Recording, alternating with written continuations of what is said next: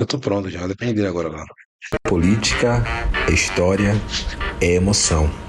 Aqui é nós.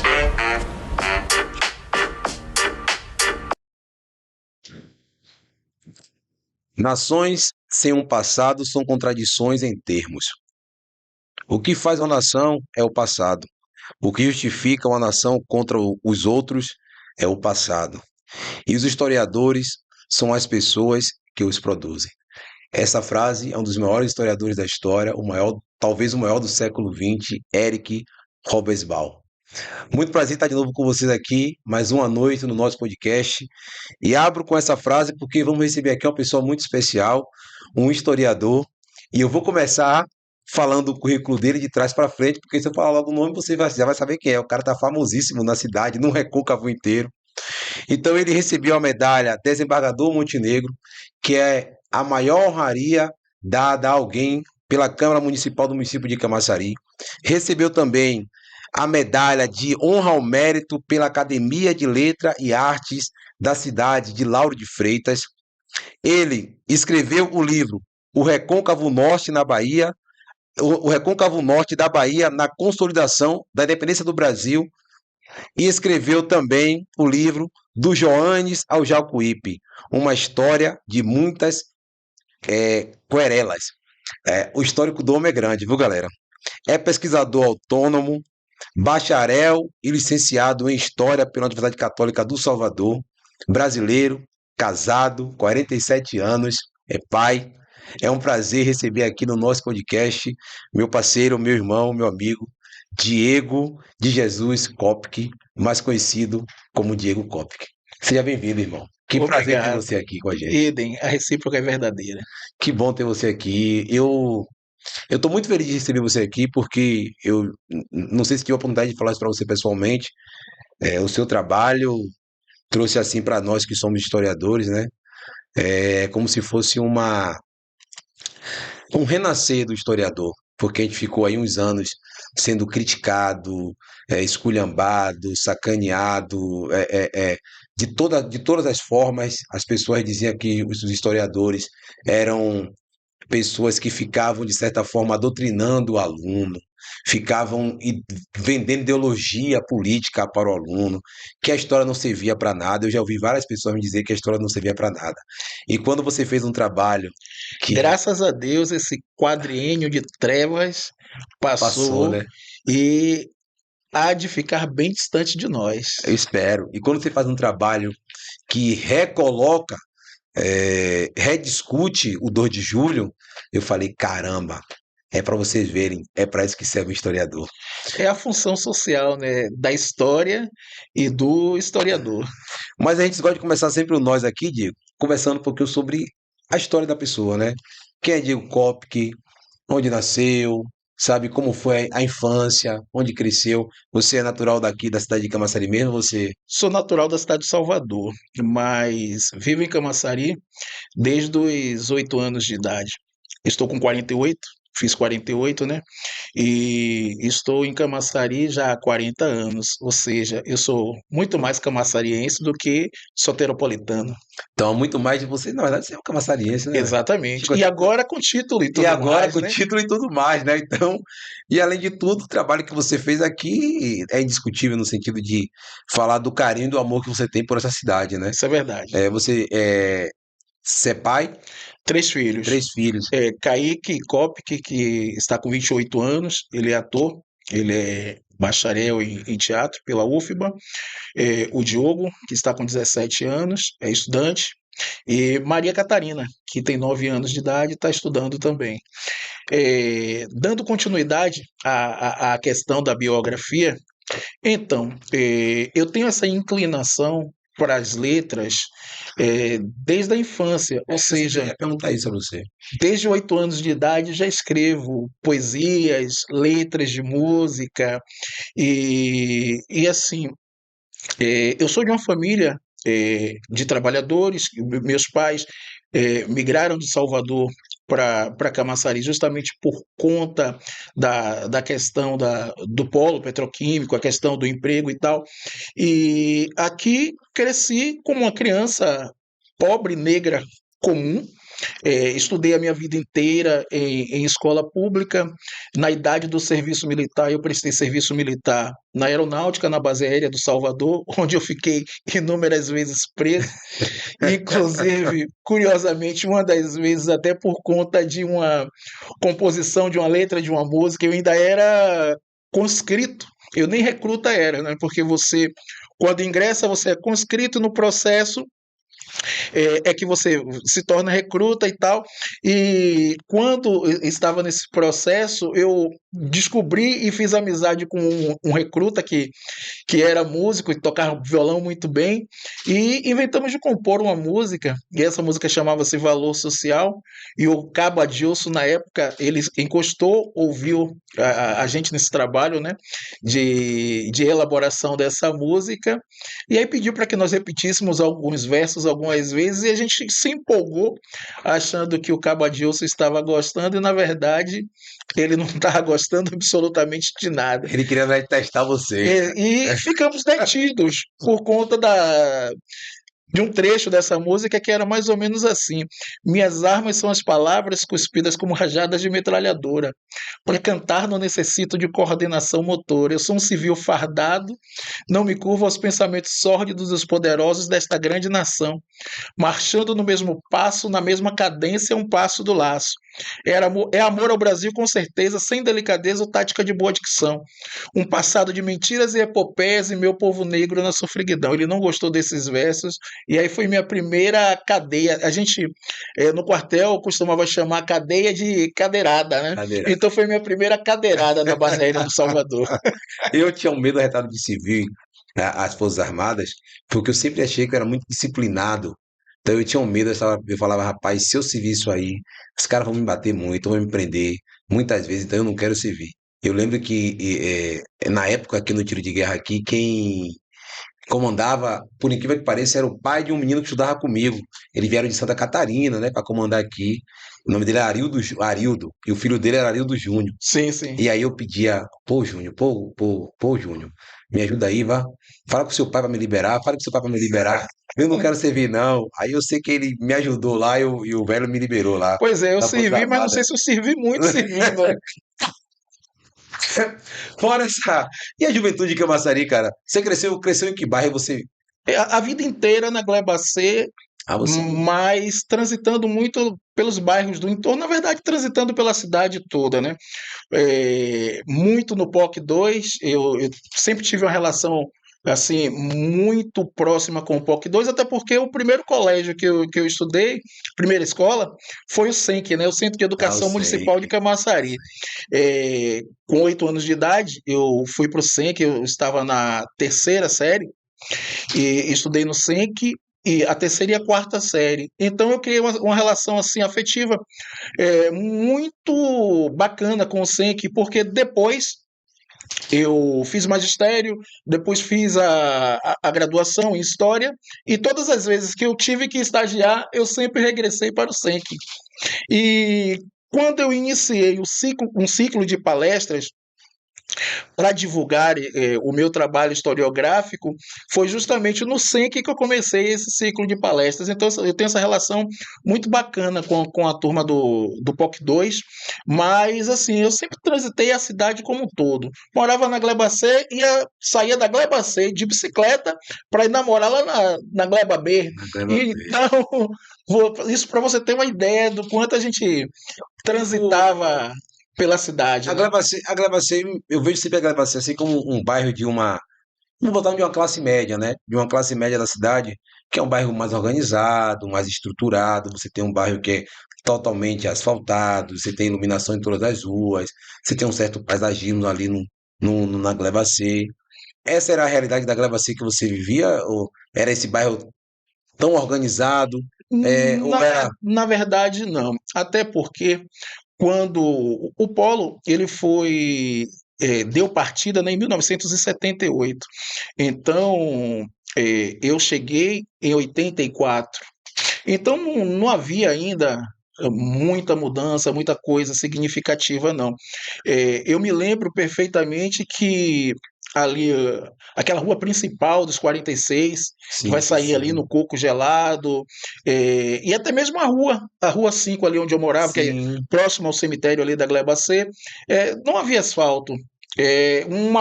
Um trecho era calçamento e o outro era barro.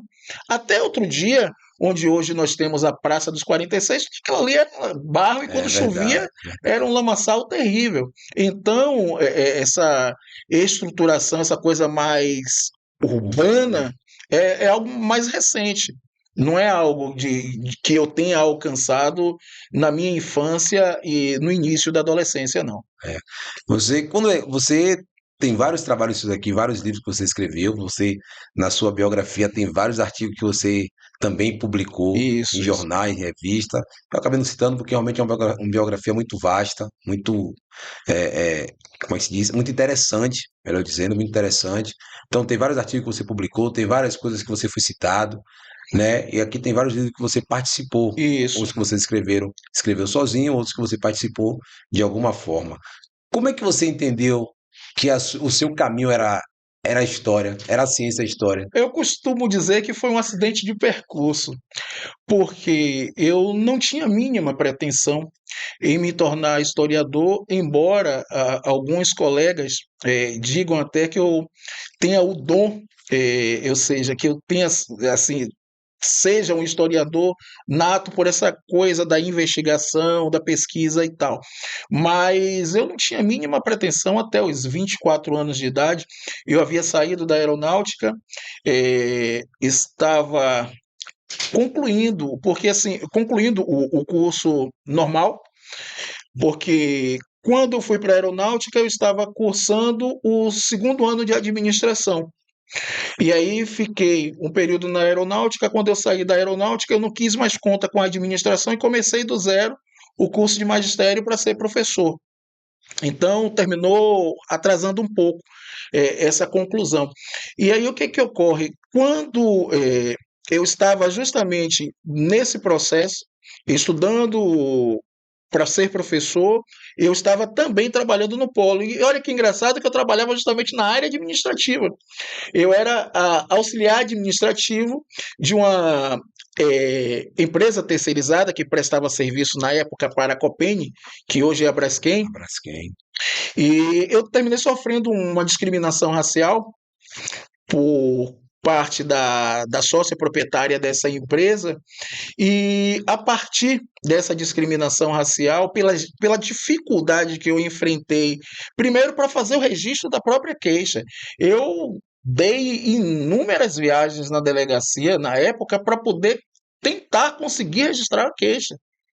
E eu só consegui fazer o registro dessa queixa depois que o caso tomou uma certa Proporção. proporção, uma certa notoriedade, porque eu primeiro consegui fazer a denúncia no Jornal à Tarde, no Correio da Bahia, fui para a Comissão de Direitos Humanos da Assembleia Legislativa, mas não tinha conseguido fazer o registro da queixa na delegacia de Camaçari. E a partir justamente desse movimento é que eu consigo prestar queixa. E como eu já tinha curiosidade desde criança em saber algo relacionado ao meu sobrenome, que é diferente da maioria das pessoas negras que eu conheço, eu achava que o meu sobrenome era de origem africana. Então, por ter sofrido aquela discriminação, eu meio que de uma forma autônoma queria fazer algo, pesquisar algo que fortalecesse a história e a autoestima de um jovem negro e contando justamente a história da sua família a partir da África. Que Eu não massa. tinha nenhum elemento em relação aos meus ancestrais. Tinha pistas, mas, assim, justamente por conta do fenótipo, ou seja, da aparência, a questão da tez, da cor da pele, de ser negro, eu criei na minha cabeça a ideia de que era um legítimo descendente de um clã africano e que precisava colocar aquilo no papel. E aí iniciei essa incursão, nessa pesquisa, com a certeza de que o que eu iria encontrar. Engraçado é que você faz uma pesquisa para descobrir, né, algo. Eu já tinha certeza daquilo que Você estava eu procurando. estava procurando. Mas foi um grande engano, né? Porque pesquisa não se faz assim. É E verdade. aí o que que ocorre? Pesquisa descobertas. E justamente nesse processo de descoberta, eu me deparo com um ancestral alemão. E o sobrenome o qual eu carrego, que é o Kopke, é justamente oriundo de um cônsul alemão que se estabeleceu em Portugal, Que massa, que velho. fundou a primeira companhia produtora e exportadora de vinho do Porto, cujos netos se estabeleceram na Bahia em meados do final do século XVIII. E aí o que que ocorre? Eu sou justamente descendente desse cônsul alemão e essa questão da negritude justamente se dá pelo processo de Mistura. miscigenação. E aí o que que ocorre nessa pesquisa? Eu encontro ancestrais, obviamente, africanos, de diversas partes do continente africano, mas encontro também inúmeros ancestrais europeus, bem como ancestrais ameríndios, ou seja, eu também tenho uma parcela no meu DNA muito forte e significativa da etnia Tupinambá. Então, essa pesquisa, essas descobertas, criou um certo fascínio em mim, justamente pelo ofício de Historiador, né? historiador da pesquisa.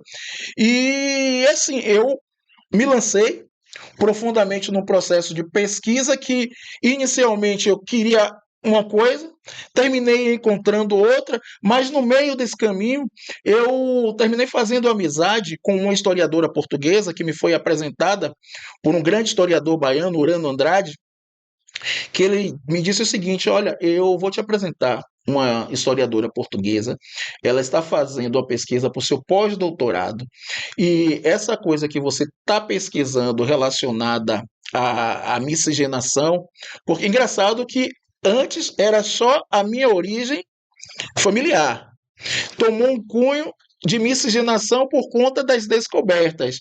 Mas isso não tinha um caráter acadêmico, não tinha um caráter científico. Era ainda uma demanda muito pessoal. Pessoal, sua particular, né, cara? Exato. Mas o Urano ele achou interessante e por conta da pesquisa dessa historiadora portuguesa, Maria de Deus Bentes Manso, ele me colocou para conversar com ela. E a partir dessa conversa nós nos tornamos amigos. E eu forneci algumas fontes da minha pesquisa para ela, justamente para esse pós-doc. E num dado momento, quando nós já tínhamos assim um certo entrosamento, tínhamos estabelecido uma amizade, ela disse: "Eu queria te falar uma coisa.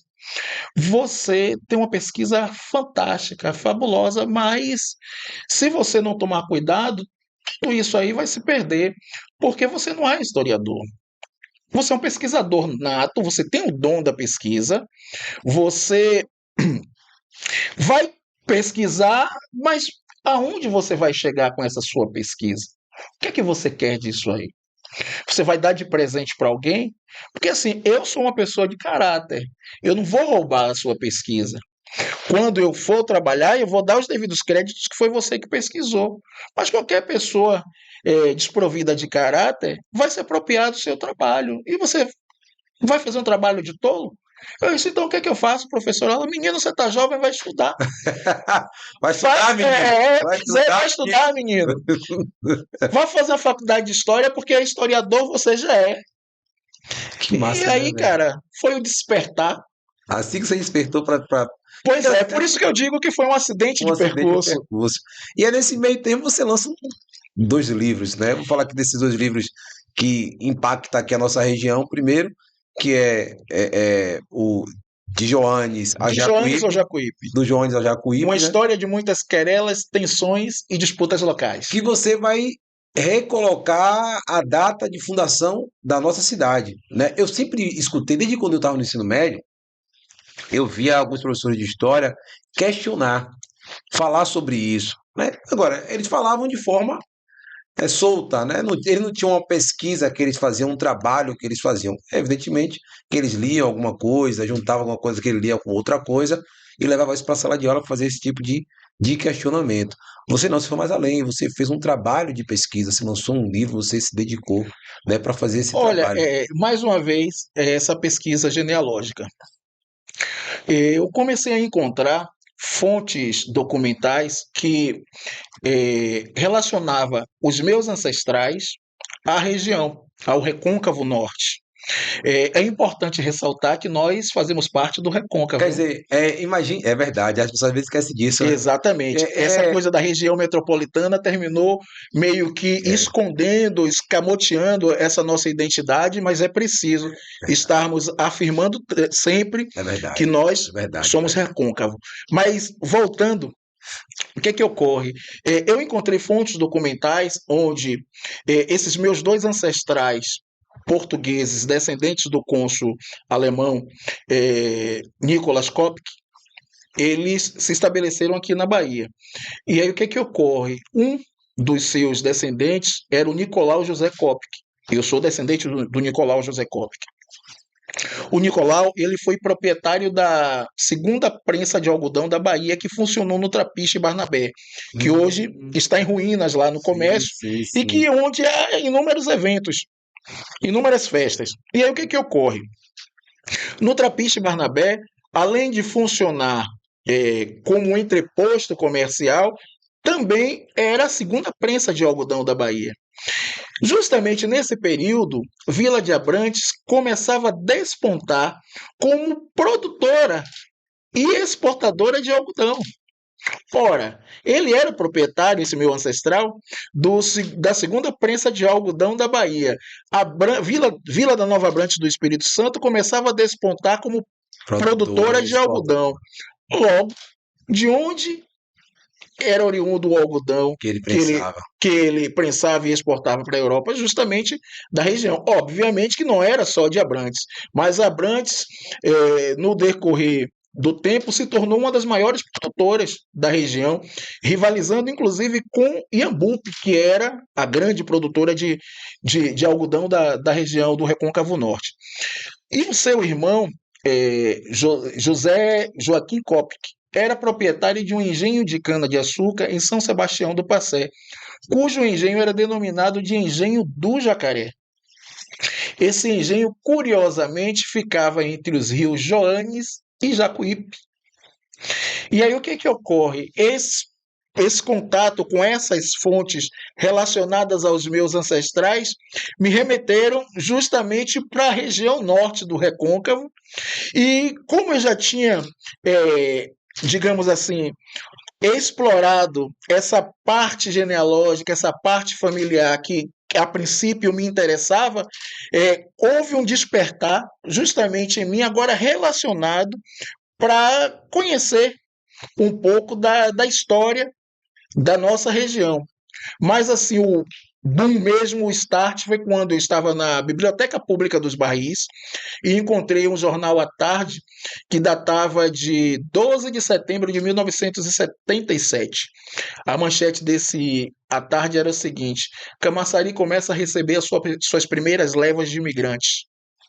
E isso um ano antes da fundação do polo petroquímico. Aquilo ali me gerou um start. Eu digo, caramba, eu tenho algumas informações relacionadas a Camaçari no período colonial.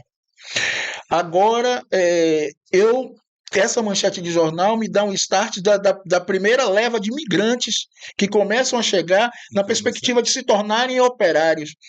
Eu quero conhecer melhor a história dessa cidade. E aí, mergulhei de cabeça. Foram 18 anos de pesquisa. Eu queria saber quantos anos de pesquisa passa Olha, esse livro.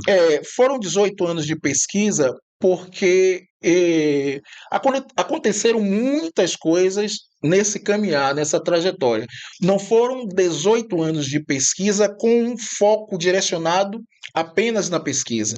Eu fui viver a minha vida. Também, né? Viver a minha vida e me debruçando na pesquisa. Eu fui estudar, fui para a universidade, fiz o curso de História, mas eu continuei trabalhando na iniciativa privada, concluí a graduação nos 4 anos regulamentar, E fui acumulando a pesquisa e ampliando, para que num momento oportuno eu pudesse sentar e escrever. E aí o que que ocorre? Houve um determinado momento em que a pesquisa já tinha tomado a dimensão imensa. E curiosamente, em 2017, se não me falha a memória, 2017 ou 2016, eu recebo a ligação de uma empresa portuguesa que era a Companhia Copic, a companhia a qual os meus ancestrais haviam fundado lá em hoje. Olha que massa, velho. E aí o que que ocorre? A pessoa que me ligou, ela se apresentou como representante de relações públicas da Companhia Copic, e ela me disse o seguinte: olha, nós estamos fazendo um trabalho de pesquisa e pretendemos publicar algo celebrando os 380 anos de fundação da Casa Copic. E vejo que você participou de alguns fóruns, de algumas discussões de genealogia e de história, falando justamente da Companhia Copic e dos seus fundadores. E nós temos a impressão que você seja descendente dos fundadores da companhia e gostaríamos da sua participação. Então eu perguntei qual seria a contrapartida e, para minha grande surpresa, ela me disse que não haveria contrapartida alguma, que, sendo descendente do fundador da companhia, eu teria a obrigação moral de participar. Cara, eu banquei durante 18 anos uma pesquisa trazendo cópias de documentos de Portugal, fiz contatos na Alemanha, em diversos arquivos aqui na Bahia, no Rio, em São Paulo. Coisa que, se você for colocar na ponta do lápis, eu acho que daria até para comprar um carro zero, se não fosse mais. É verdade. E aí o que que ocorre? Uma companhia multimilionária que mostra-se interessada na minha pesquisa, mas me diz que não tem, digamos assim, nenhuma contrapartida para oferecer, oferecendo eu o meu trabalho. Eu disse: não, isso não está certo, eu não tenho interesse, eu não vou participar, não. E aí o que que ocorre? Instigado até pela minha própria esposa, ela disse: rapaz, tá na hora de você escrever esse negócio, né? Você diz que vai escrever, nunca tem tempo. Se você ficar nessa de nunca tem tempo, você não vai escrever nunca. E eu tomei aquilo como um desafio e sentei para escrever. Não foi fácil, mas graças a Deus, em 8 ou 9 meses o livro estava pronto. E agora com um grande desafio, né? O, o tempo já não era o mesmo de outrora. No passado eu tive condições de bancar a pesquisa e tudo mais, mas as coisas mudaram, a conjuntura socioeconômica, financeira do país mudou e eu não tinha condições de bancar a publicação do livro. Então, fui bater nas portas, né? Procurei algumas indústrias, algumas empresas da cidade, até o próprio poder público, a Secretaria de Cultura, Secretaria de Educação, e não consegui, desculpe, nenhum tipo de apoio. E aí veio a pandemia. Você ia lançar um livro que contava um pouco da história, resgatava a história da cidade, né? Sim, E voltando para Eric, né? Um país sem passado não é país nenhum. Então, uma cidade sem passado não é cidade alguma. E você tava propondo resgatar essa história, você procurou as pessoas mesmo assim. exato. Até porque, meu querido, a gente, com a maturidade, com o tempo, a gente percebe que esse apagamento, ou melhor, essa tentativa de apagamento da nossa história, da nossa cultura e da nossa memória é intencional. Não é por acaso, né? É justamente como você falou, uma cidade sem história, sem memória, fica muito mais fácil de se dominar e de se fazer que querem fazer de maneira contrária aos interesses da população. Quem falou, só não lhe cortando, quem falou sobre, eu vi que falando sobre isso hoje foi, o nome dele eu não sei muito bem pronunciar o nome dele não. Ele é o indígena que tem até um livrinho, eu li até um livrinho dele, que é um livro que fala que você precisa fazer algumas coisas para o mundo não acabar, né? Então ele fala da preservação ambiental e tal, não sei o quê. Ele falava justamente sobre isso que você disse, né? Quando você não tem uma memória do passado, você embarca em qualquer ideia. Justamente. Qualquer ideia que chega, lhe compra facilmente. Mas se você tem uma memória histórica das Porque é coisas, assim que nascem os mitos, né? Porque até se nós buscarmos na etimologia da palavra, o que é mito? Mito é mentira, é verdade. não é isso? É. E aí o que ocorre? É justamente nessa falta de história, de memória, de identidade que surgem os mitos. E a gente já viu aí, né? O que é que dá? No que é que dá Os os mitos. mitos, né? E aí o que ocorre? Então, veio a pandemia, por conta da pandemia veio a Lei Aldir Blanc, e nós participamos da seleção da Aldir Blanc, fomos contemplados, só que o recurso que foi disponibilizado pela Aldir Blanc não me dava a condição de bancar o livro de como ele era realmente. Entendi. Para você ter uma ideia, ele tem 352 páginas. Ele tinha no seu projeto original 600 páginas.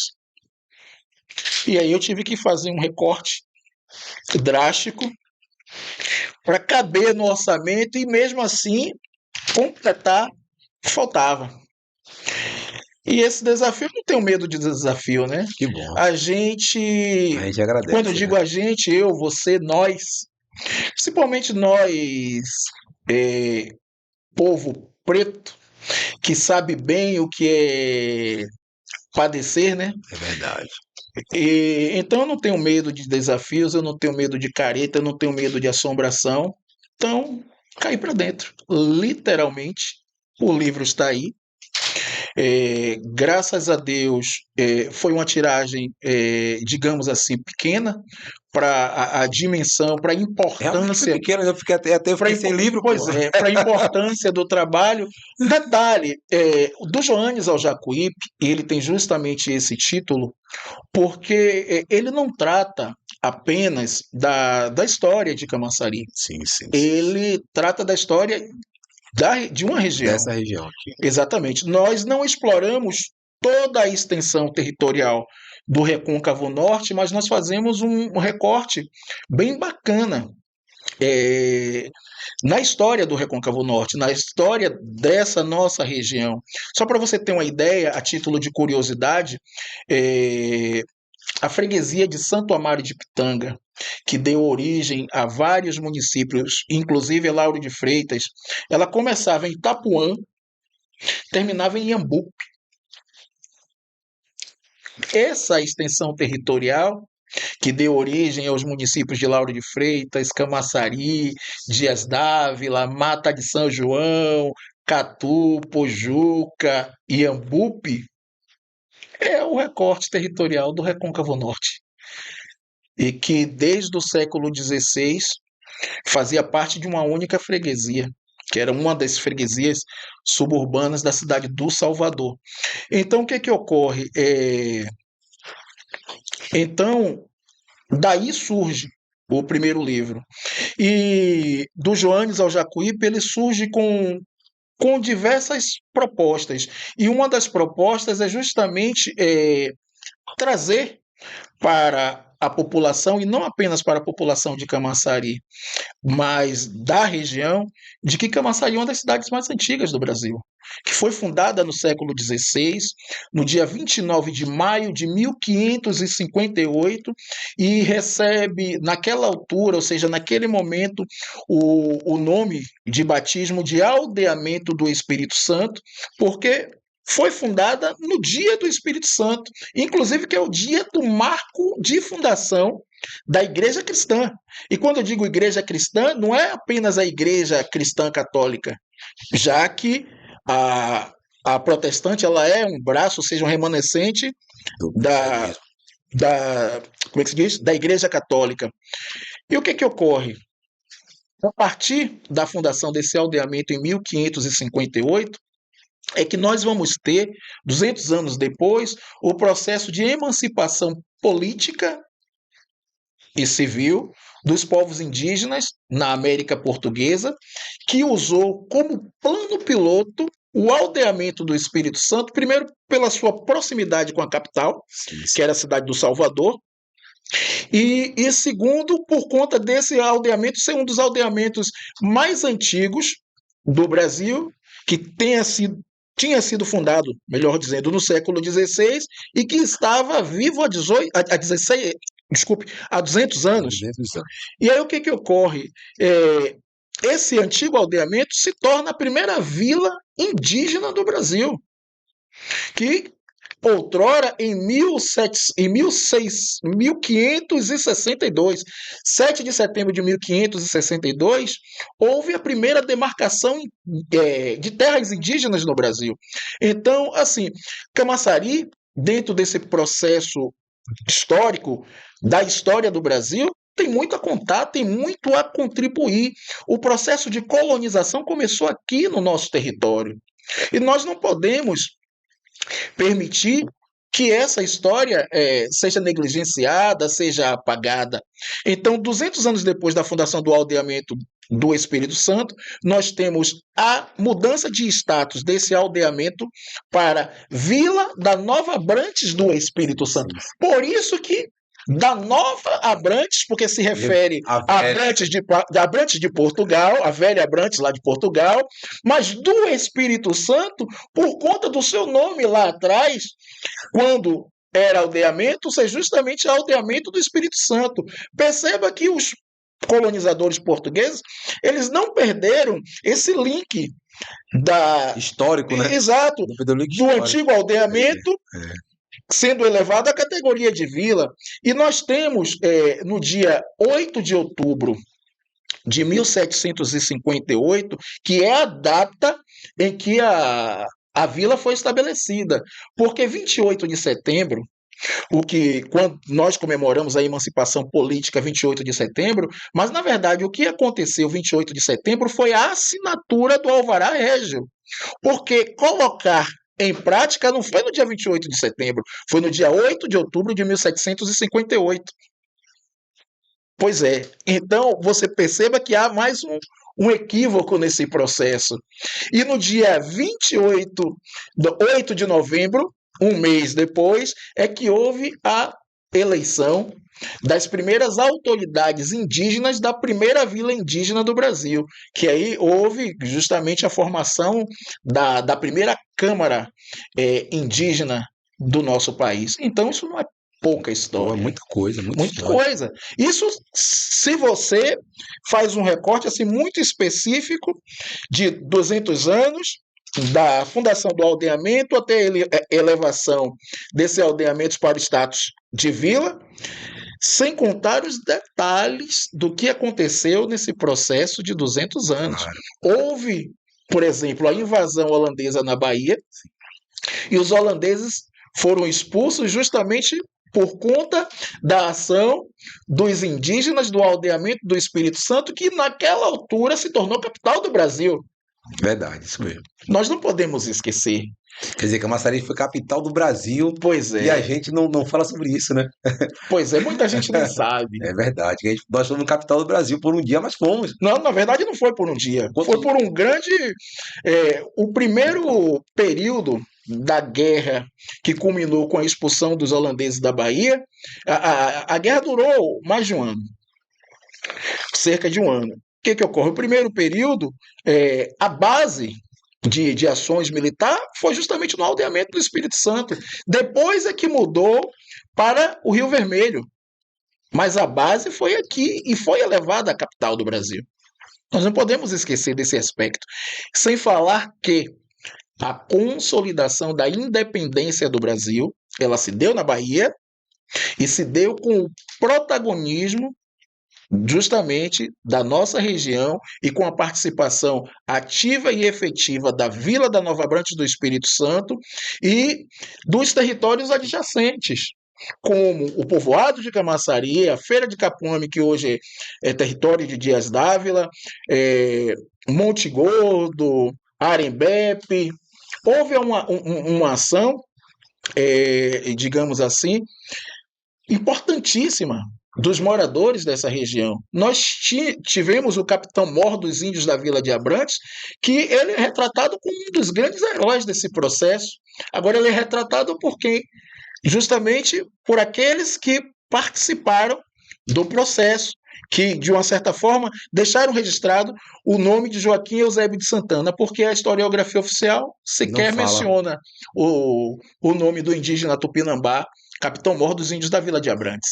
É desse, do Jones ao Jacuípe que vai desaguar no o recôncavo norte da Bahia na independência? Ou esse é um trabalho à parte que você fez? Na verdade, eles... Porque é o seguinte, do Jones ao Jacuípe, ele tem uma questão muito voltada para as querelas relacionadas à formação do nosso território. Entendi, tranquilo.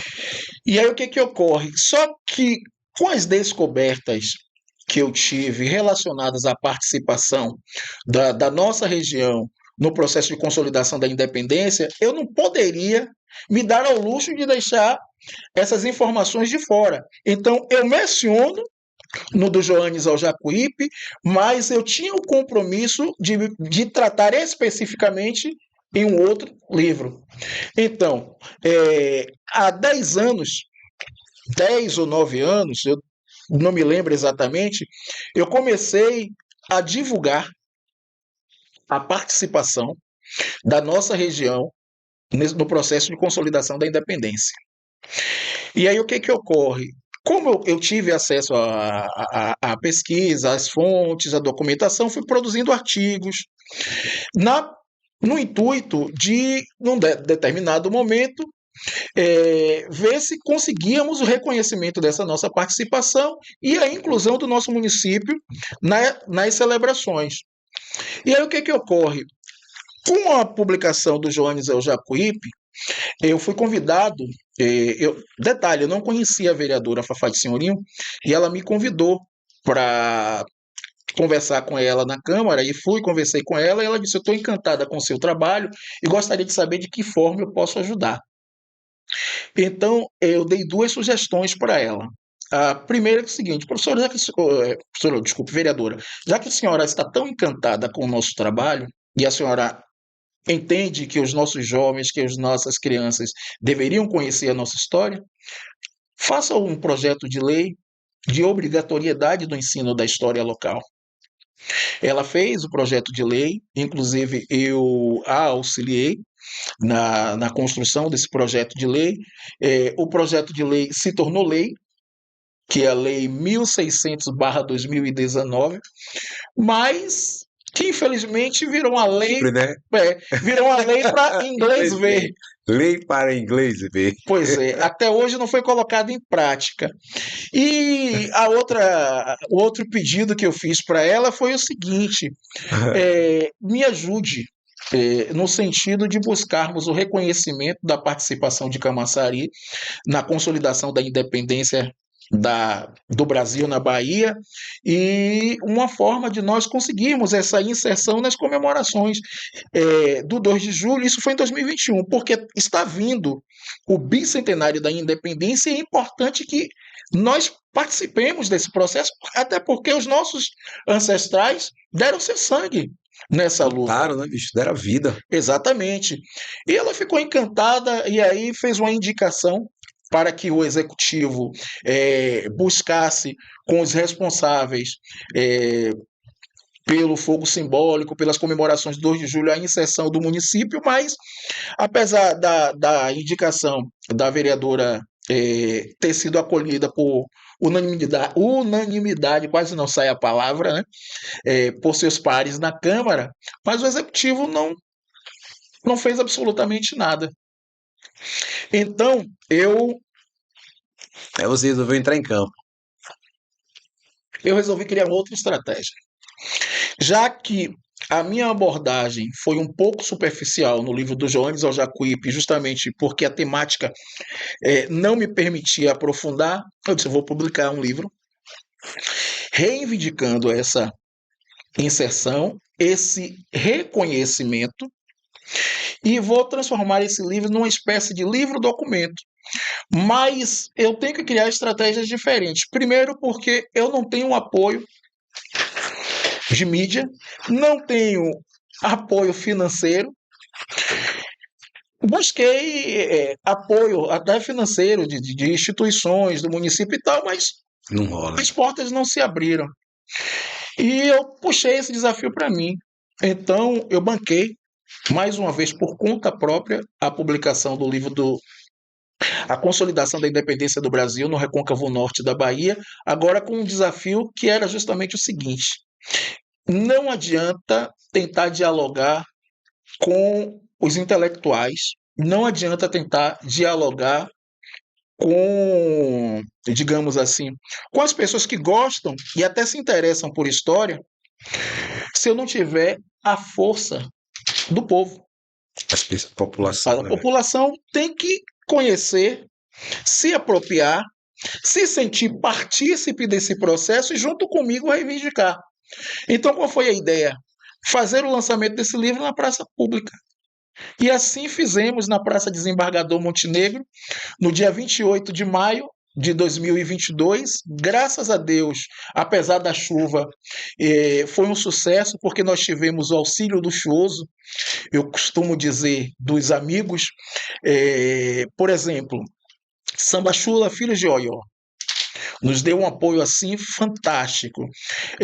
O mestre Ismael, da Capoeira Inclusiva, também nos deu um apoio maravilhoso. A turma do Boi Tricotado, entre outros inúmeros artistas da cidade.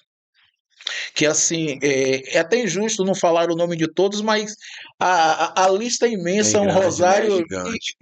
imenso. Eles se sentem contemplados Então, nos que você citou e aqui. aproveito esse momento também para agradecer.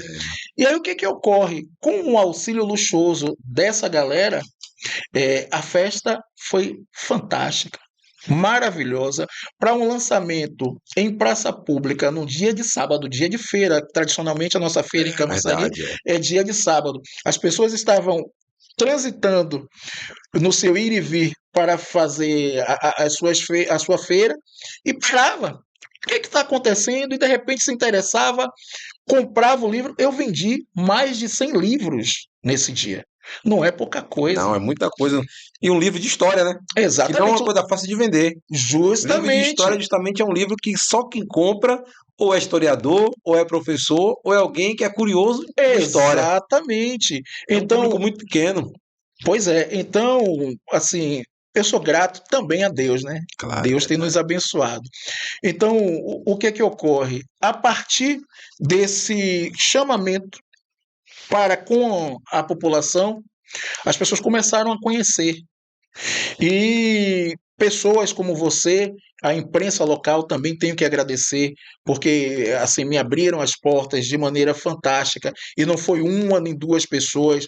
Eu destaco alguns porque foram mais, digamos assim, constantes, como o João Leite, do Camaçari Agora, o Júlio, Gize, do Camaçari Camaçari Notícias. Notícias, mas enfim, como é o nome daquele menino aí? Edilson.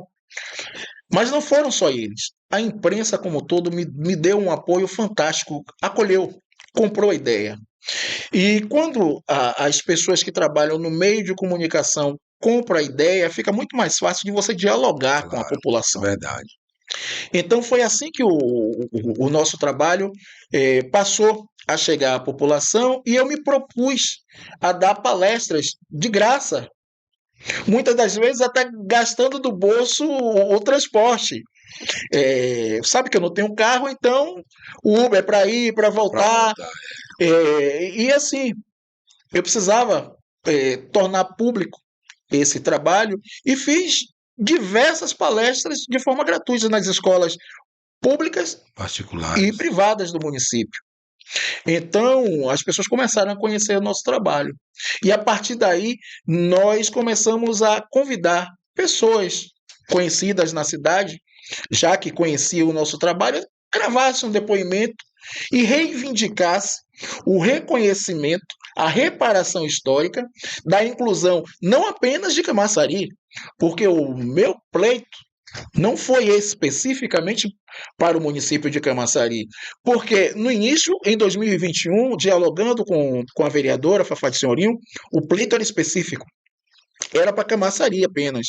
Mas eu entendi que, como não houve a acolhida do executivo municipal, eu, se eu focasse apenas no meu município, Talvez você não conseguisse. não conseguisse. E aquela velha máxima, né, que o povo diz, e é uma verdade, a união faz a força. É verdade. Já que o meu trabalho, ele contempla a região, por que não reivindicar ao menos para 4 municípios da região? Óbvio que esse pleito contemplaria até outros municípios, a exemplo de Catu e Pojuca e Iambupe também. Mas eu precisava fazer um recorte específico, porque eu não poderia pleitear também algo imenso E não consegui também. e não conseguir. Eu teria que pleitear algo que fosse Viável nesse viável momento. nesse momento. E o viável nesse momento era justamente reivindicar a inclusão de Lauro de Freitas, Camaçari, Dias Dávila e Mata de São João. E assim o fiz. Então, eu consegui dialogar com representantes desses outros municípios, e a partir dessa, digamos assim, desse chamamento que nós passamos a fazer nas redes sociais, na mídia local e para além da mídia local, porque nos foi dada a oportunidade até mesmo na mídia na capital. E aí o que ocorre?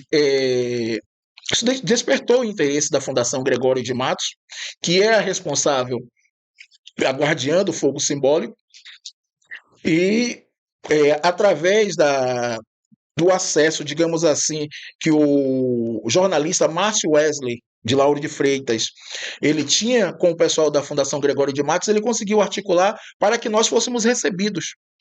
E quando nós fomos recebidos na Fundação Gregório de Matos, de imediato eu já levei o documento. Afinal, o livro foi feito, escrito nessa perspectiva. Pedi para que analisassem, ele foi analisado e mais ou menos com um mês depois, em maio, não me lembro exatamente a data de maio desse ano, nós fomos convidados a estar presentes lá numa reunião na Fundação Gregório de Matos e fomos comunicados que o nosso pleito foi aceito e que os municípios do Recôncavo Norte estariam sendo reconhecidos dentro de uma perspectiva de reparação histórica para a inserção dos mesmos no contexto da passagem do fogo simbólico e da comemoração do bicentenário da independência do Brasil na Bahia. Maravilhoso. Isso foi fantástico. E detalhe, mais ou menos com uma semana depois, nós fomos convidados pelo Instituto Geográfico Histórico da Bahia para apresentarmos a nossa tese de reparação, a mesma a qual nós tínhamos apresentado para a Fundação Gregório de Matos, e lá fomos. Inclusive, se fez presente, além dos representantes dos outros 3 municípios, o subsecretário de Cultura daqui de Camaçari, Luciel Neto. E lá nossa obra foi inquirida, foi discutida com os historiadores do IGHB, e depois dessa, digamos assim, né, dessa mesa, eles nos disseram o seguinte: nós também reconhecemos o pleito de reparação e estaremos oficiando, ou seja, mandando um ofício para a Fundação Gregório de Matos, informando que nós também reconhecemos o pleito porque o pleito é justo. E a partir de agora, você está convidado para ser membro do Instituto Geográfico Histórico da Bahia. Coisa maravilhosa. Maravilhoso. Então, Coisa maravilhosa. eu só tenho a agradecer mais uma vez, né? Primeiro a Deus e depois a cada um dos parceiros que acreditaram. Ou ainda que não acreditaram, mas por consideração, respeito, amizade ou não, mas se fizeram presentes nessa luta e engajaram, né, conosco. E está aí a reparação histórica. Agora, conquistada a reparação, é só dar a manutenção. Anualmente, o fogo simbólico do 2 de julho vai estar passando, né, por nosso município, e independente de quem seja o prefeito, de que lado, de que bandeira ele Pertença. pertença, esse é um reconhecimento da participação, da luta dos nossos antepassados na consolidação da independência do Brasil e que está aí para nós desfrutarmos. Foi linda a festa, né, velho? A passagem do fogo Lindíssima, simbólico. Foi lindíssima. assim, foi maravilhoso. Eu tive a oportunidade de participar. Fiquei emocionado várias vezes. Também, Velho, fiquei emocionado diversas vezes, eu muitas também. coisas aconteceram lá no momento, assim, foi maravilhoso. Mas qual a grande importância para você, assim, desse resultado, cara? Olha, Qual a sensação que você sentiu, assim, quando você percebeu o fogo simbólico correndo pelas ruas da cidade, pessoas aplaudindo, depois você, né, foi a última pessoa a carregar a tocha ali e tal? como eu disse logo no início aqui da nossa conversa, a sensação que eu tive foi de que a história estava naquele momento cumprindo a sua missão social, quebrando paradigmas, eh, tirando do anonimato a história não apenas de um município, mas de uma região. Ora, é digamos assim, um resgate, uma reparação histórica. Nós participamos dessa luta há 200 anos atrás. E engraçado que só foi reconhecido agora há 200 anos, justamente quando nós estamos celebrando o bicentenário, nós entramos assim de cabeça nesse processo. E tem um amigo, Coriolano Oliveira, que ele costuma dizer o seguinte: ninguém ama o desconhecido. As pessoas costumam, às vezes, menosprezar a história, a cultura e a memória da cidade porque não conhecem. E o que falta é justamente conhecimento. Ou seja, nós conseguimos provar que se as pessoas conhecerem um pouco da sua história, elas vão se enxergar como protagonistas e não anônimos, mas protagonistas atuantes desse processo. Porque lá atrás foram os nossos ancestrais que protagonizaram. E hoje nós representamos esses nossos ancestres que lutaram, que tiveram o seu sangue derramado nesse processo. Muitos perderam a vida, a exemplo do Capitão Mor dos índios da Vila de Abrantes, Joaquim Eusébio de Santana, entre tantos outros.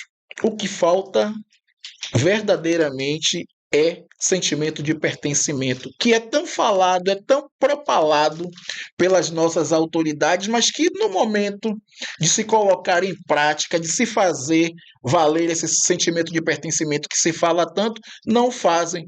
Mas eu, apenas um rapaz latino-americano, como diria Belchior, sem dinheiro no banco e sem parentes importantes, consegui mostrar que é possível.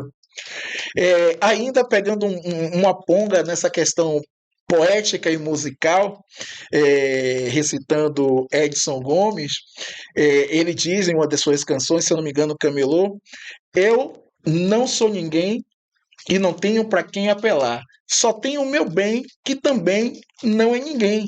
Mas, no entanto, está aí, está posto que é possível. É um trabalho riquíssimo, um trabalho maravilhoso, Obrigado. né? Eu, assim, parabenizo você, eu faço questão de falar para as pessoas da importância desse trabalho para a cidade. Eu, de fato, espero que a cidade entenda, né? O que você fez, o que você trouxe para Camaçari. Eu dizia, falando aqui com nossa amiga Rose Braga, eu falei: Rose, Camaçari, Lauro de Freitas, Dias Dávila e Pojuca, né? Não, e Massa São Mato São João. João. Tinha todos os quatro, dar uma pensão vitalícia a Diego. Seria, Tinha que dar uma pensão, porque Diego colocou esse município na história do Brasil, sabe? Daqui a algum tempo, todo mundo, quando fala da história do Brasil, vai ter que falar de Camaçari, de Dias Dávila, de Mato São João. e de Lauro de Freitas. Olha, uma pensão vitalícia é muita pretensão, mas se me ajudarem, e fica aqui pedido, humildemente o pedido, me ajudarem a reeditar do Joanes ao Jacuípe, uma história de Até eu fico muitas feliz, querelas, até eu fico tensões e feliz. disputas locais, dentro da perspectiva que nós tínhamos no início. Lembra que eu falei que o livro seria 600 páginas e eu tive que reduzir para caber no orçamento. O livro está esgotado e todos os dias, as pessoas me ligam ou me mandam mensagem nas redes sociais querendo o livro. Então, se me ajudarem a publicar do Joanes ao Jacuípe, uma segunda edição revista e ampliada, já está valendo. Aí, ó, minha secretária de Educação, Nerlene, secretária de Cultura, Márcia Tude. Vamos ajudar aí, pelo amor de E os Deus. próprios prefeitos, né? Né? De Dias Dávila, Mata de São João, Lauro de Freitas e de Camaçari Se também. um só não puder fazer, divide para 4. Cada um pegar 25% do custo Pois e é. ajuda. E é um trabalho interessante para as cidades, porque você tem um trabalho como esse nas escolas, porque, Diego, a maior dificuldade que nós temos. E repito, não é um trabalho específico da história de Camaçari, é da região. Da região. Mas você tem um trabalho, você conseguir trabalhos como esse seu, que você pode utilizar para retratar a história do município, é muito difícil. Um trabalho científico de verdade. Você tem livros aí com a história de Camaçari, mas não é trabalho científico, né? Você tem livros que sei lá, é aventura, é epopeia. Os caras contam aventura, contam epopeia. Mas é difícil um trabalho científico, com fonte, com pesquisa, sabe, com método, que você pode de verdade apresentar na sala de aula para o aluno, mostrando que há uma certa veracidade naquilo que foi pesquisado. Então, é difícil você encontrar. Eu acho que assim, é uma oportunidade gigante que o município tem, não só de Camaçari, mas esses municípios, de poder utilizar esse seu trabalho para contar a história do seu próprio povo. E que já deixou de ser meu, né? Eu assino, mas tanto do Joanes ao Jacuípe como a presença do Recôncavo Norte já se tornaram patrimônio. E não patrimônio de Camaçari, mas patrimônio da região, do Recôncavo Norte. Verdade. Mas além desses 2 livros que são, aí seria seus filhos, né? Seus 2 filhos. Olha, deixa eu te dar uma notícia bacana. Nós fomos convidados, ainda quando estávamos no meio do processo de reparação histórica, a contribuirmos com a participação de um artigo em um livro coletânea que vai ser publicado pela Academia de Letras da Bahia. Que massa! E vai estar saindo agora, nesse segundo semestre, ainda não sei exatamente a data, com a participação justamente nossa. Então vai estar lá um artigo no meio desses acadêmicos, né? Justamente tratando especificamente da participação de Camaçari na história e na consolidação da independência do Brasil. Antes de eu falar desses outros livros que você lançou aqui, deixa eu fazer uma pergunta a você que acho que é importante assim para a gente que é historiador. Como é que os acadêmicos viram você um historiador independente apresentar um trabalho? Porque a academia tem um certo preconceito. Eu lembro que eu tenho uma professora maravilhosa, você é uma professora educadíssima, inteligentíssima, né, professora Fátima, que é professora de metodologia da história, e ela sempre dizia: o historiador ele tem que ter como é que ela chamava, rapaz? Um lugar por onde ele fala, né? Uma instituição para poder ratificar aquilo que ele está falando. Então, você é professor da Universidade Federal da Bahia, você é professor, você é pesquisador pelo IGBH, você é da Fundação Gregório de Matos, mas você é um historiador independente. Como é? Porque a gente sabe que tem os preconceitos. Sem dúvida. Né? Como é que essa galera lhe viu você, um historiador independente, trazer um trabalho assim tão profundo, tão rico, ao ponto de eles terem que engolir e dizer: não, realmente, isso aqui é real. Olha, deixa eu ser muito sincero. Uhum. A academia é muito importante. Demais. Muito. Mas o meu trabalho, ele, como eu já havia dito, ele tem uma função social. Eu não estou, nesse momento, escrevendo para a academia. Eu estou escrevendo para o meu povo. Legal, que massa Eu isso. estou preocupado com o que o meu trabalho vai trazer de contribuição para esse meu povo, para justamente a população dessa região que durante 200 anos Tem a sua história negada. está à margem, desculpe, desse processo, negligenciado justamente pela historiografia oficial. Verdade. Ora, meu querido, nós fazemos parte do recôncavo da Bahia. E essa identidade nos foi tirada com a implantação do termo região metropolitana do Salvador, a partir justamente do processo de industrialização da região que se consolidou com a implantação do polo petroquímico, certo? E de lá para cá nós temos 2 gerações, digamos, e em 2 gerações, em quase 50 anos, se perdeu essa identidade histórica. E ninguém da academia, ou pelo menos poucos, se preocuparam em dizer: olha, essa região metropolitana, ela também é recôncavo. Ela também tem história.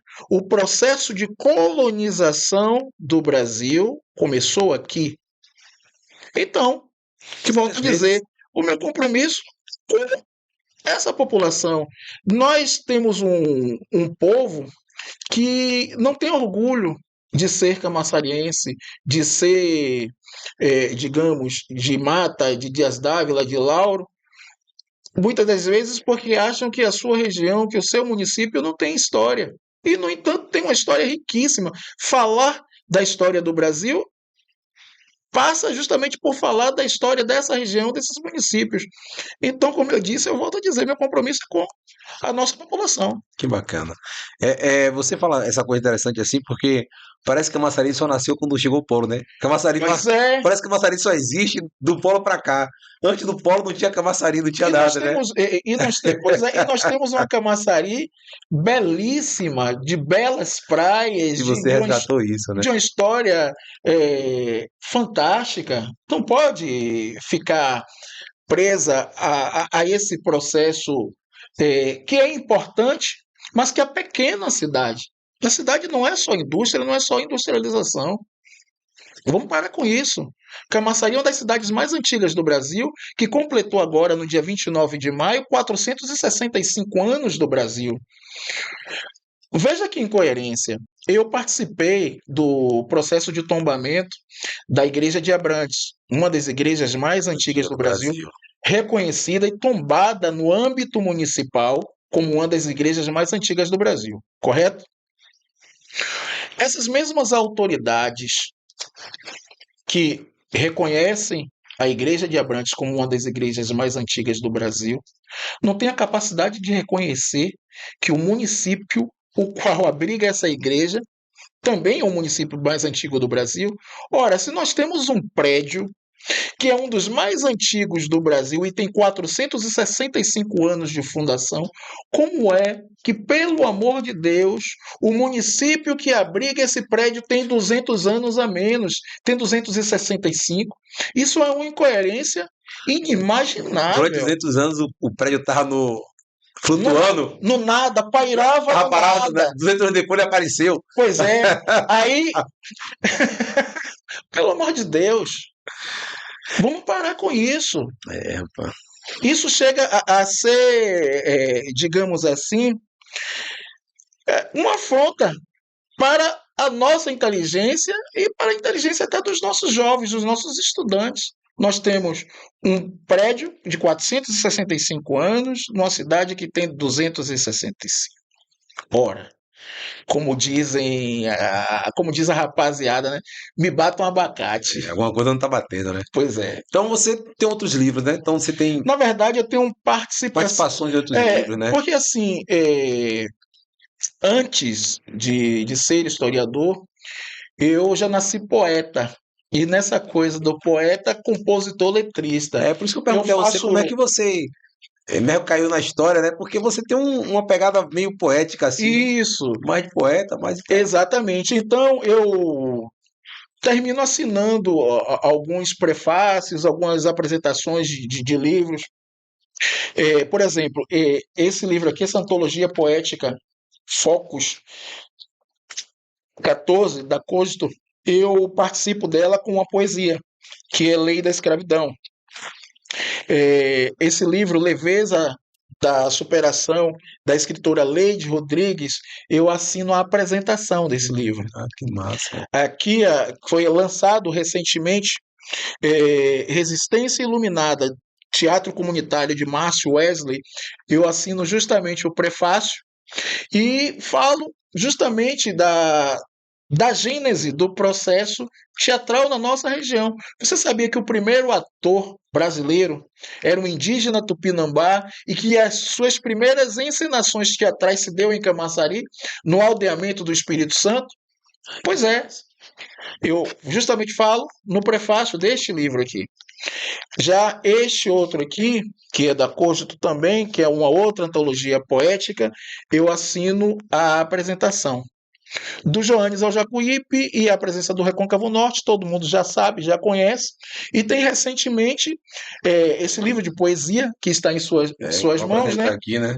Antologia 2 de julho, da Independência, 200 anos aí, ó. Isso que foi publicado recentemente, agora Pega aí, galera. No calor do bicentenário, onde nós temos a participação com uma poesia.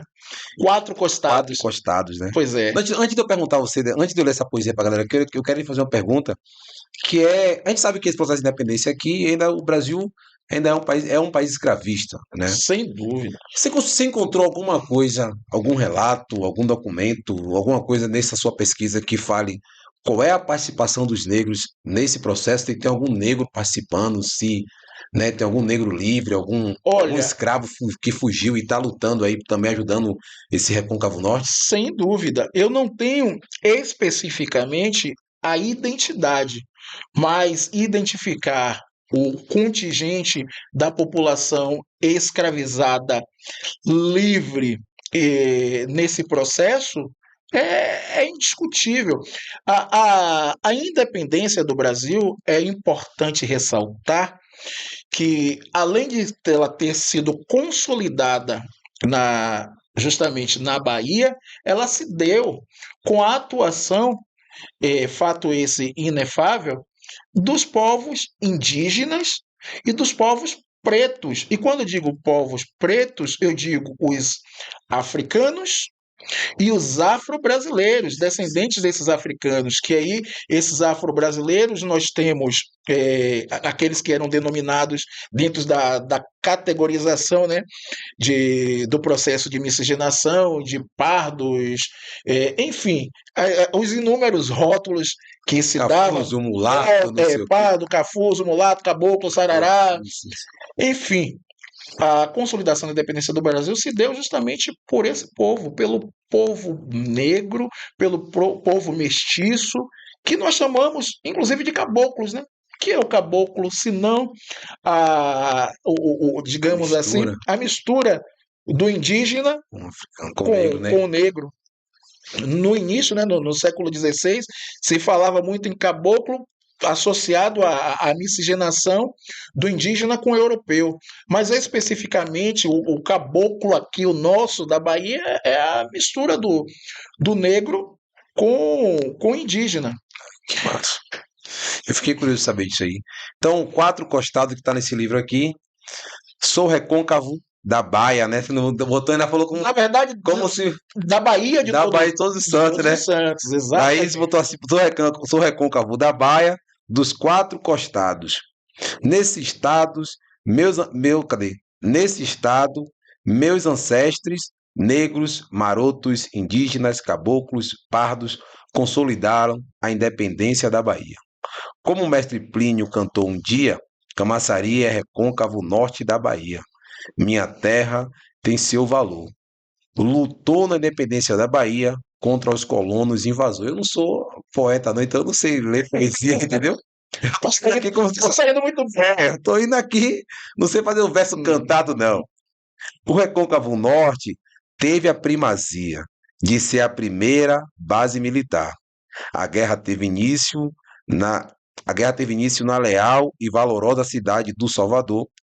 A resistência no Forte de São Pedro se alicerçou e, como um rastilho de pólvora para o norte se espalhou. Água Comprida, Camaçari, Vila de Abrantes, Santo Amaro de Pitanga, Açu da Torre, Capuame, Dilastal dos Santos, como é? Ladislau, De Ladislau dos Santos, Titara. Titara. Eu vou dar uma pausa e falar uma coisa importante aqui. Eu tinha um professor que falava assim: nós temos dificuldade de falar língua indígena e língua africana, né? É uma dificuldade que nós temos. Eu Sim. tenho um amigo nosso que tem um sobrenome africano, e eu sempre que vou falar o nome dele, eu pergunto a ele: e aí, velho, tá correta a pronúncia? E ele falava disso, isso é porque isso foi tirado da gente. Exatamente. A falta de convivência com essas línguas, quando a gente se depara, a gente tem dificuldade de pronunciar. De Ladislau dos Santos Titara. Joaquim Eusébio de Santana, capitão, indígena do Largo da Piedade. Salve nossa liberdade. Sou sul-americano, remanescente dos povos africanos, da costa da Mina, Senegal, Gâmbia, Gana, Togo, Benin e Nigéria. De ameríndios da Amazônia, da etnia Tupinambá, possuo ascendência ibérica da Europa Ocidental até da tribo de Judá. Mesmo com tantos antepassados, sou do recôncavo dos quatro costados. Você tem também descendência de Judá? Também. É mesmo. Você conseguiu encontrar isso Olha, nesse trabalho? Quatro Costados. Qual a história desse poema aí? Bom, é o seguinte, é uma síntese da nossa participação na consolidação da independência do Brasil, muito voltada para a minha ancestralidade. Quando eu digo quatro costados, eu estou me referindo aos meus quatro avós. 2 avós por parte de pai, 2 avós por parte de mãe. Esses avós chamam-se quatro costados. Meus 4 avós são do Recôncavo. E o que é que ocorre? Quando no finalzinho você cita esse rosário aí de países africanos Sim, da e Costa da tal, Mina, Senegal, Gâmbia. você lembra que eu fiz uma pesquisa genealógica? Sim. Pois é, esse é o resultado da minha pesquisa genealógica. Eu sou descendente desses povos aí, inclusive da tribo de Judá. E essa pesquisa genealógica, ela não ficou presa apenas à pesquisa genealógica documental. Eu fiz também, recente, a coisa de um ano atrás, a pesquisa genealógica também através do DNA, que curiosamente bateu com a minha pesquisa documental. Mesmo, velho. Pois é. Caramba. Que coisa Pois massa, é. velho. Coisa massa. Eu tenho vontade de fazer a pesquisa do DNA para saber qual é a minha. Faça e você vai se surpreender. Eu vou fazer para ver qual é mesmo. Que bacana Eu isso aqui, tenho velho. 66% no DNA, né? Africano, e aí de diversos povos da África, que são justamente esses Esses aqui povos. vocês estão citando aqui, né? Exatamente. 30% europeu, 3% indígena e o restante judeu. Imagine. Pois é, esse, digamos assim, caleidoscópio étnico, né? Rapaz, que coisa E massa. isso, E o poema é lindo, né, velho? obrigado. E o poema é lindo, o E poema é assim, lindo. essa, digamos assim, esse amálgama étnico, esse mosaico de miscigenação, não se dá especificamente à minha pessoa. Somos nós, Somos nós, é povo verdade. brasileiro. É verdade, somos nós. Porque a gente olha para isso, eu lá atrás, né? Quando comecei a pesquisa de cunho pessoal, a gente olha para o fenótipo, para a aparência, para a cor da pele, A geografia. e, pois é, imagina uma coisa específica. Não, como diria Jerônimo, né? Eu sou negão e meu sou coração negão, é a a liberdade. liberdade. Mas não é bem assim, né? Nós, digamos assim, nós passamos por um processo histórico, étnico. Então, eu sou negão, mas também sou um mosaico É de verdade. povos, de Bacana, culturas, bacana de isso. etnias. E essas descobertas são importantes que nos ajuda a se entender mais ainda, Sem dúvida, né? Nos ajuda sem a se entender mais dúvida. ainda. Mano, eu assim, eu tô muito feliz com esse papo com você aqui, descobri várias coisas que eu não tinha descoberto ainda, né? Um papo riquíssimo, acho que eu poderia conversar aqui mais umas 4 horas aí, principalmente sobre de Joanes ao Jacuípe e o Recôncavo Norte na Independência, acho que teria muito pau pra gente fazer aí, mas você tá feliz com a sua vida até aqui, cara? Graças a Deus. Tem muita coisa para se fazer. Por exemplo, eu tenho alguns projetos ainda, se Deus nos permitir, para dar conta. Um deles é a reedição do Joanes ao Jacuípe. Temos também uma pesquisa já pronta para escrever sobre Camaçari no século XX e século XXI. E tem um trabalho que eu estou, na verdade, concluindo, que é especificamente para um grupo de pesquisadores de uma universidade francesa, de Aix-en-Marseille, que trata justamente da trajetória de uma família portuguesa, de comerciantes portugueses que se estabeleceram na Bahia no século XVIII. É, e eu estou concluindo essa pesquisa, mas especificamente assim, uma demanda mais pessoal e que trata da nossa história, do nosso povo, é isso aí. É a segunda edição do Joanes ao Jacuípe, revista e ampliada, e a história de Camaçari e região no século XX e XXI. Mas para isso a gente precisa de É recursos, né? verdade. E recurso financeiro não dá em árvore. Então, mais uma vez, nós estamos aqui à disposição, não estamos passando, digamos assim, né, O chapéu, o a cuia, chapéu, a cuia, mas estamos abertos a qualquer proposta, a qualquer possibilidade de que ajuda possa contribuir que com o possa trabalho. contribuir. Qual? Porque, Pode falar também? é, porque contribuindo eu já estou, né? É, Agora eu preciso que contribuam com o meu trabalho para que você eu contribui possa mais contribuir ainda, mais ainda. verdade.